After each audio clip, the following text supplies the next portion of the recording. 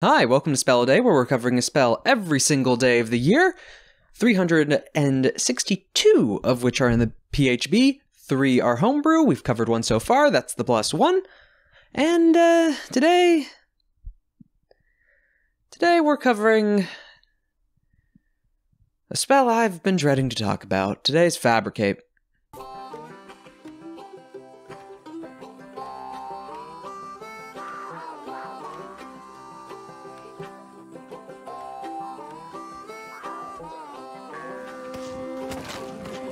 Fourth level transmutation, casting time of 10 minutes, range of 120 feet, components verbal somatic, duration instantaneous. You convert raw materials into products of the same material. For example, you can fabricate a wooden bridge from a clump of trees, a rope from a patch of hemp, and clothes from flax or wool.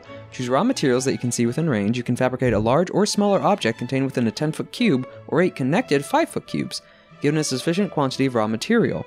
If you are working with metal, stone, or another mineral substance, however, the fabricated object can be no larger than medium, contained within a single 5-foot cube. Quality of objects made by the spell is commensurate with the quality of the raw materials.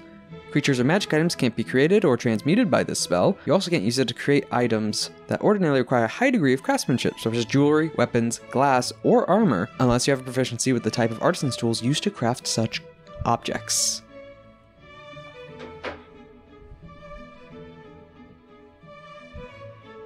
One material, huh? Also, what? Okay.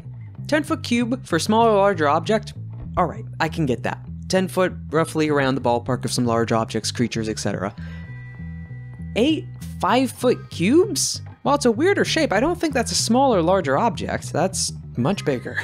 At least in the sheer space it's taking up on a map. I guess it depends the item. Outside of that, yeah, it's a bit weird. When remembering this spell, I thought it had way more text. Way more text. The fact it's just this much, I now realize why I was dreading this. It's not the fact that it's super rules heavy, it's the fact it's actually super rules light. Why is that a bad thing? Interpretation. 10 minutes to cast, 120 foot range, so be able to target what you're placing, but also where you're placing it. So it's a good 120 foot area around you. You could be in the middle of woods or next to woods, in a bit of a tree line, and build a little wooden hut just at the edge of it behind you. The main issue I have with this is the fact it can only be one material. A single one. So, wooden bridge, everything's gotta be wood. Down to the nails, down to the foundation, and it just sticking into the mud or stone. Like it...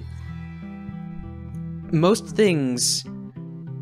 Well, maybe not most, but a lot of things are made up of a combination of things, especially any item more complex than just a basic object. Now, it specifically does make a large or smaller object, and... Now we come into the question of complexity, because technically armor counts as an object, but it is made up of multiple smaller objects which are made of different parts. A full suit of steel armor requires gambeson underneath it, various bits of leather strappings, and different qualities of the metal around it and its artisanry, which, to be fair, the tools cover that part, which if you have appropriate tools, you can make the appropriate item. That's a neat thing to add in. But would you be able to make any armor? I guess you can make chain, but anything that requires straps? It's a no-go. You have nothing. Also, when it says creature, does it also mean dead creatures? I'd say yes. I'd consider dead creatures objects. At least when it comes to the rulings of spells and other abilities. But then you might have a DM that might say otherwise. Also then, what parts? You would have to pick a specific part of the beast. And those tree examples. All those leaves, are they just being left out? It's just all of a sudden all the wood's taken away and there's just a pile of leaves now? What about anything a bit more specific? Like, what if you're targeting specifically iron within a vein or stone? Are you just leaving hollowed out veins? Various bits of small holes and grooves within a stone wall? And when you're making the object itself, can you make like a weird grid print? Like a Warhammer sprue? Or any wargame sprue? Non-specific company? I mean, you know what it is. It just really comes up to the question of how not to mention the complexity of an item. Yes, you need appropriate artisan's tools, but what artisan tool would be considered for siege weapons? Not to mention siege weapons themselves also require additional components such as rope, twine, well, like a trebuchet. Majority wood. It has components that are made of rope, hemp, and other components. Like, you run into the issue that this is good at making parts or a part. If you can make the sprue thing, it's good at making parts. If it's good for making a part, that's a 4th level spell for one thing. But, hey, if you got enough iron around, being able to make a cannon? From my interpretation of it, You can't do the sprue thing. In the nature of the spell itself, I see that you can only make one item. And it does have to be of the same material. So this spell is actually good, especially for the Artisan's tools, good for making parts. Though there are some exceptions, there are entire items that do just use one material. Again, the chain shirt example. Also, general clothes. The hemp as well that gives objects to, or just an entirely wooden object, it's not the worst. But when it comes to anything grander or mass industrialization scale, that's a 4th level spell being consumed. So maybe on like a particular set of clothes, not the best? Now comes into question the complexity of it. Sure, it can only be one item and it can only be of the one material, but how complex? What's the thread count is what I'm getting at. Not quite, but can you beat any artisan? Is it based off your proficiency in those skills? Does a caster with Fabricate just outdo anyone actually attempting to do this trade mundanely? The fact that it has to have the actual tool components says that that has an influence on the spell itself. So does proficiency come into play? When it comes to more complex components like the trebuchet and such, yeah, it'd still be worth to have all the wooden components and then have someone come in and add the hemp afterwards. I'd say 4th level spell slot is still worth that to have a trebuchet up. Only a large one though. Aren't trebuchet larger? How large is a trebuchet? I've now been informed it's much larger. Though I've seen various groups say that this is going to outproduce an entire field, or how to put it. This would replace industry in a setting. My interpretation of it, you can only make one object, you can't do the sprue thing, you can't do the one bit of thread trailing between. Yes, technically, by the rules, is that still an object? Depends your interpretation. Some say yes, because technically it's all continuous if it needs to be touching. I say that's not the spirit of the spell. I'm gonna get entirely shot at for what the rating is, aren't I? Oh boy. It's midnight, by the way. I needed to find recording time, and now we're at midnight doing the Fabricate episode. My day's just going great. This is one of the few times I wish there were more things written. Again, well, kind of. I like the fact that interpretation come into this, because then you can have the spell have a different implication on your setting without having to make a new homebrew spell. It's just how you interpreted it. But when it comes to making a rating that a bunch of people are going to be seeing and sharing around and talking about and debating in the comments, which, by the way, write your interpretations, what you think of this in the comments. I know they're coming, so I might as well just start asking now. Just get ahead of the game, you know, try and beat the people waiting till the very end. Toss your 2 cents. Even when it does come to more complex and industrial-based components, there are things that are difficult to make. So to be able to just cast a 4th level spell 10 minutes, let's say to make a cannon, the amount of iron, moving material, smelting, putting it in the mold, and also making sure it is of fine quality and stable, even if it's just the barrel and the chamber itself. That is amazing. That is still cutting down time greatly, and that is still worth spellcasters within this kind of industrial setting. The limit on spell slots, and maybe the limit on casters, changes how that actually affects those things.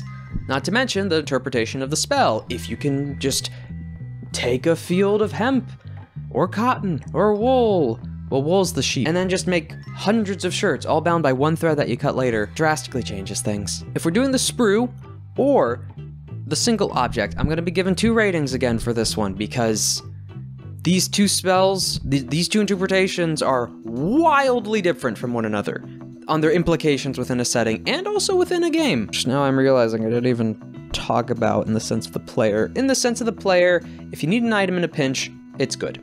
If you got the materials, and it can be one material. Again, all the previous stipulations tied to the previous talk. There's also the example, again, if you can do the sprue setting, that you can technically arm an entire village, or group, or soldiers, and this item doesn't go away. This is a change. This is a permanent change. Okay, here we go. For the single object, we have 6 out of 10.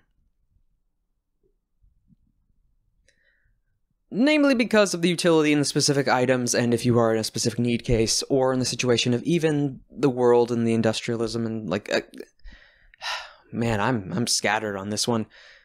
Example of the cannon, it can still have an impact on industry, and when it comes to the player, still getting an item that is needed. Hey, you're fighting a bunch of devils, get a bunch of silver coins together, make it a weapon. Whether it's enough for a dagger or more, who knows. Whether you need some kind of cannonball, or to make a copy of the key. Just throw together copper or some kind of metal. it's an item in a pinch is still useful. It's just more in the specific application of it and how often that comes up. Especially when it only comes to one object for a 4th level spell slot.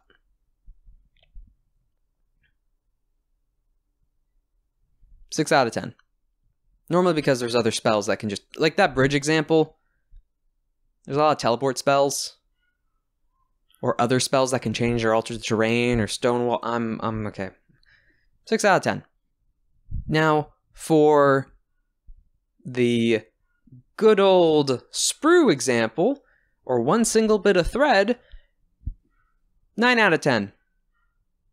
This one's less in the player's regards, but still in the player's regards if you're wanting to be a player who breaks the economy and sells a bunch of stuff. But namely, in the NPC and world-building regards, if you're going with the sprue example, this spell is going to be a priority. Just is. To outproduce... In the rough time periods that technologically these various settings take place in, the ability to have a single person take 10 minutes and mass produce enough clothing for a dozen families in 10 minutes or more, depending on the allocation of clothing and resources, it outpaces everything. Sure, it's not a weapon. Sure, it's not an attack. These are both use cases and utility. But utility in the strangest sense of allowing you to craft something. It's the illusion spell of transmutation. You gotta be creative with it.